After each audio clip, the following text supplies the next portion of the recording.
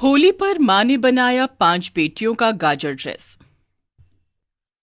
गरीब सुनीता अपने छोटे से घर में रात के समय अपनी सिलाई मशीन पर कपड़े सी रही थी और उसके घर में उसका पति महेश और उसकी 5 बेटियां रिया, दिया, कोमल, पायल और अनीता ये सब सोए हुए थे।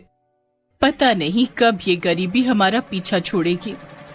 माँ, आप इतनी रात गए कपड़े क्यों सी रहे हो? आप सो जाइए माँ, वरना आपकी तबीयत खराब हो जाएगी। बिटिया, तू सो जा, मैं थोड़ी देर में सो जाऊंगी।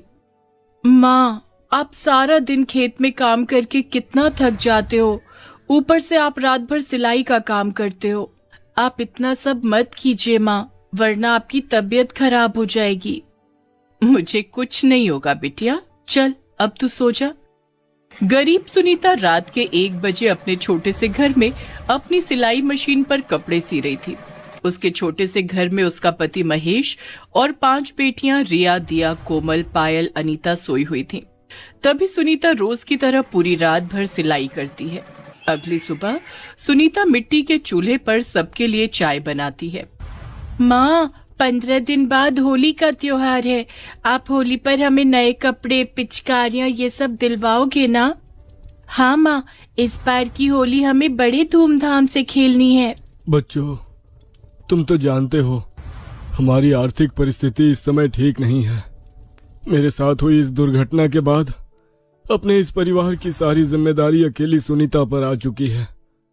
अगर मैं अपाहिज बनकर घर में बैठा ना होता तो आज हमारे ऊपर इतनी गरीबी कभी नहीं आती। जी, आप क्यों बार बार उसी बात को सोचते हो? क्या करूं सुनीता, घर के ऐसे हालत देखकर और अपने बच्चों की उदासी देखकर हर बार वो बात मेरे मन में आ जाती है। कुछ महीने पहले ही एक सड़क दुर्घटना में महेश का एक पैर कट चुका था। वो धनकपुर गांव में मजदूरी का काम करता था। तब से वो घर में अपाहिज बनकर बैठ चुका था।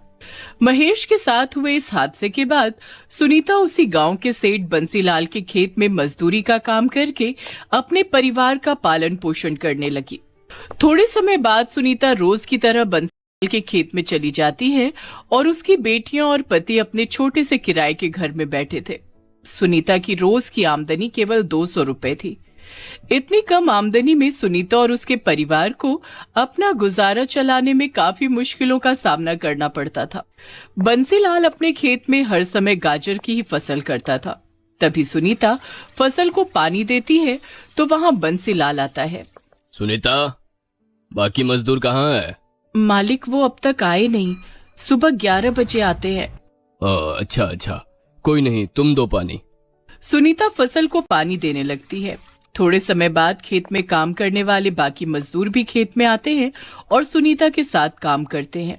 दोपहर का समय सुनीता रोज की तरह खेत से कई सारे गाजर लेकर अपने घर आती है और अपने हाथों से आज भी गाजर का हलवा बनाती है। ये क्या माँ, आपने आज भी गाजर का हलवा बनाया? अरे, कल तो हमने गाजर का हलवा खाया था। हाँ माँ, आप हफ्ते में बस 2 ही दिन सब्जी बनाते हो और बाकी सारे दिन हमें गाजर का हलवा और गाजर की खीर ही बनाकर देते हो। हमें नहीं खाना अब ये गाजर का हलवा। बच्चों, में रोज रोज सब्जी नहीं बना सकती। ये गाजर हमें खेत से मुफ्त में मिल जाते हैं और मेरे पास इतने पैसे नहीं रहते कि मैं रोज रोज सब्जी ला सकूं। जो मैं कमाती हूँ उन पैसों में बिजली का बिल, घर का राशन और मकान का किराया चला जाता है। सुनीता की 5 बेटियां आज भी नाक मुंह टेढ़ा करके गाजर का हलवा खा लेती हैं।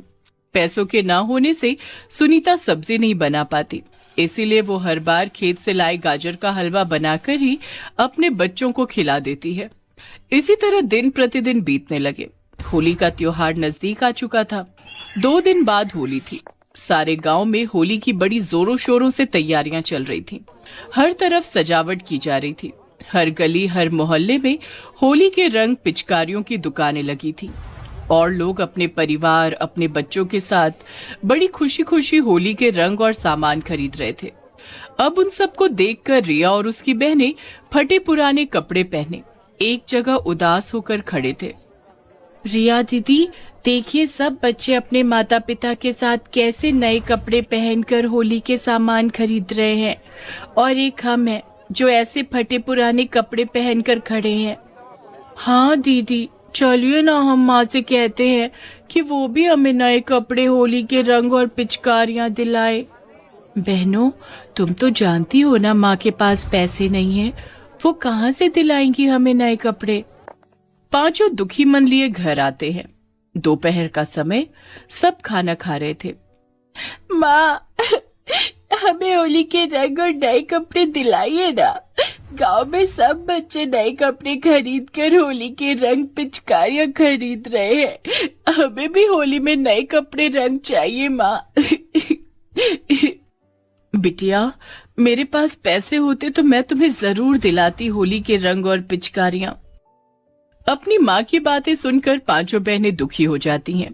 गरीबी के कारण सुनीता और उसकी बेटियों को होली जैसे खुशियों भरे त्योहार पर खुशियां मनाने का मौका नहीं मिल पा रहा था, और उसकी बड़ी वजह थी सुनीता के परिवार की गरीबी।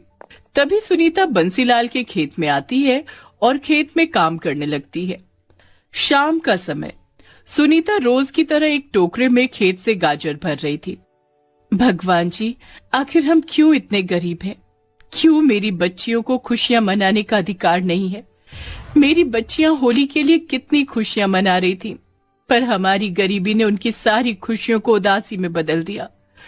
भगवान जी, मेरे बच्चों की खातिर हमारी गरीबी की अवस्था दूर कर दीजिए। अपने बच्चों की ये उदासी देखी नहीं जाती मुझसे। अपने दुख भरे जीवन को याद करके सुनीता खूब रोती है। तभी वो कई सारे गाजर एक टोकरी में भरकर अपने घर ले आती है और एक एक करके उन गाजर को काटने लगती है। तभी सुनीता एक गाजर को हाथ में लेती है तो वो गाजर जोर जोर से हिलने लगता है। ये देखकर सुनीता के होश उड़ जाते हैं। अरे, ये गाजर ऐसे कैसे हिल रहा है?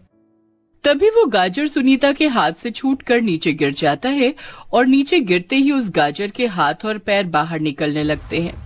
अब ये चमत्कार देखकर सुनीता की आंखें फटी की फटी रह जाती हैं। तभी वो गाजर अपने पैरों पर खड़ा हो जाता है और सुनीता से कहता है, मुझे मत मारो, मुझे इस चाकू से मत काटो, मैंने तुम्हारा क्या बुरा किया है? गाजर को बात करता देखकर सुनीता हक्की बक्की रह जाती है। ये क्या? कहीं मैं सपना तो नहीं देख रही हूँ ना? ये गाजर बात कर रहा है, ये कैसे हो सकता है? सुनीता, मैं एक जादुई गाजर हूँ, मुझे मत मारो। तुम जो मांगोगी मैं वो तुम्हें सब दूंगा, बस मुझे मत काटना। जादुई गाजर? तुम सच में जादुई गाजर हो? मुझे तो यकीन ही नहीं हो रहा है। तुम मुझसे कुछ मांग कर तो देखो। अगर ऐसा है तो तुम मेरी पांचों बेटियों के लिए बढ़िया से नए कपड़े ला सकते हो। तभी वो जादुई गाजर अपने जादू से सुनीता के पास खूबसूरत सा एक लहंगा, 2 फ्रॉक और 3 बढ़िया से खूबसूरत से महंगे ड्रेस लाता है। ये देखकर सुनीता बड़ी खुश हो जाती है। तभी वहाँ उसकी पांचों बेटियां आती हैं। अरे वाह, इतनी बढ़िया ड्रेस! माँ, ये ड्रेस कहाँ से आई? बिटिया, ये इस जादुई गाजर ने दिए मुझे।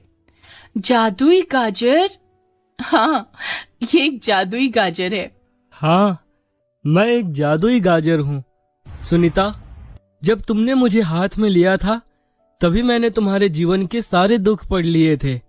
तुम जीवन की दुखियारी हो सुनीता, पर अब तुम चिंता मत करो, मैं आ गया हूँ ना, अब मैं तुम्हारी सारी परेशानी दूर कर दूंगा। ये सुनकर सुनीता और उसकी बेटियां बड़ी खुश हो जाती हैं। तभी वो जादुई गाजर अपने जादू से सुनीता के घर में कई सारा राशन भर देता है और बहुत सारे पैसे देता है और काफी सारी चीजें अपने जादू से लाता है। ये सब देखकर सुनीता बड़ी खुश हो जाती है। अरे वाह, तुमने तो हमें एक ही पल में अमीर बना दिया। बहुत बहुत शुक्रिया जादुई गाजर। अच्छा सुनीता, अब मैं चलता हूँ। भविष्य में तुम्हें कभी भी मेरी जरूरत पड़े तो तुम मुझे बस याद कर लेना, फिर मैं तुम्हारे पास आ जाऊंगा और तुम्हारी सारी परेशानियां दूर कर दूंगा। अब मुझे तुम्हारी तरह किसी और मजबूर की भी सहायता और उसकी गरीबी दूर करने जाना है। अरे रुको रुको, तुमने तो हमें होली का सामान ही नहीं दिया, हम होली कैसे खेलेंगे? तभी जादुई गाजर अपने जादू से सुनीता के बच्चों को बहुत सारा होली का रंग और गाजर की तरह दिखने वाली होली की कई सारी पिचकारियां देकर वहां से गायब हो जाता है। होली वाले दिन सुनीता की पांचों बेटियां वो नई ड्रेस पहनती हैं तो पांचों को वो ड्रेस काफी ढीली होने लगती है। अरे माँ, ये ड्रेस तो मुझे कितना ढीला हो रहा है। हाँ माँ, मुझे भी ढीला हो रहा है। पांचों को ड्रेस ढीले होते हैं। कोई नहीं, मैं अपनी सिलाई मशीन पर अभी तुम पांचों के कपड़े सही कर देती हूँ। सुनीता फटाफट एक एक करके पांचों के कपड़े फिट कर देती है। तभी सुनीता और उसकी पांचों बेटियां नए कपड़े पहनकर गांव में आती हैं और सबके साथ बड़ी धूमधाम से होली खेलती हैं। अपने बच्चों को ऐसे खुश देखकर महेश और सुनीता काफी खुश होते हैं।